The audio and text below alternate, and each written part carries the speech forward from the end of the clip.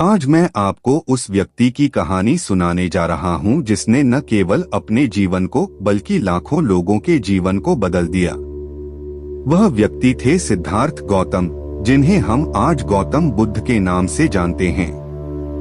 563 ईसा पूर्व लुम्बिनी में एक छोटे से राजमहल में जन्मे सिद्धार्थ शाक्य वंश के राजा शुद्धोधन और रानी मायादेवी के पुत्र थे।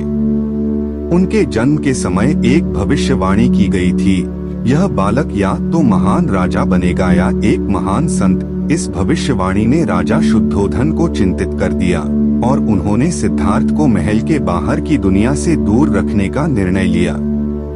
राजकुमार सिद्धार्थ का जीवन हर प्रकार की सुख सुविधाओं से भरा हुआ था, लेकिन महल की दीवारें उनकी जिज्ञासा को रोक नहीं पाईं।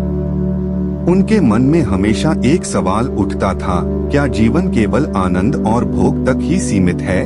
इस सवाल का जवाब उन्हें तब मिला जब उन्होंने पहली बार महल से बाहर कदम रखा। महल से बाहर निकलने के बाद सिद्धार्थ ने 4 महत्वपूर्ण दृश्य देखे, एक वृद्ध व्यक्ति, एक रोगी, एक मृत शरीर और एक सन्यासी।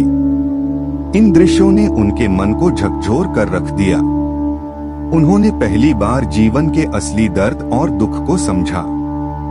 यह उनकी आंखें खोलने वाला क्षण था। सिद्धार्थ गौतम 29 वर्ष की आयु में राजकुमार सिद्धार्थ ने अपना परिवार, अपना राजपाट और अपनी विलासिताओं को त्याग दिया। उन्होंने एक सन्यासी के रूप में सत्य की खोज का मार्ग अपनाया। उन्होंने 6 वर्षों तक कठोर तपस्या की, लेकिन उन्हें महसूस हुआ कि केवल शरीर को कष्ट देने से ज्ञान की प्राप्ति नहीं हो सकती। इसके बाद सिद्धार्थ बोधगया पहुँचे और वहाँ एक पीपल के पेड़ के नीचे ध्यान करने बैठ गए। उन्होंने संकल्प लिया कि जब तक उन्हें ज्ञान की प्राप्ति नहीं होगी, वे वहाँ से नहीं उठेंगे। कठिन साधना के बाद 35 वर्ष की आयु में उन्हें संबोधि यानी ज्ञान की प्राप्ति हुई। उसी दिन से वे बुद्ध कहलाए। ज्ञान प्राप्त करने के बाद बुद्ध ने अपना जीवन मानवता को समर्पित कर दिया। उन्होंने सारनाथ में अपना पहला उपदेश दिया, जिसे धर्मचक्र प्रवर्तन कहा जाता है। उन्होंने अहिंसा, करुणा और मध्यम मार्ग का संदेश दिया। उनके विचार और उपदेश आज भी प्रासंगिक हैं और लाखों लोगों को प्रेरणा देते हैं।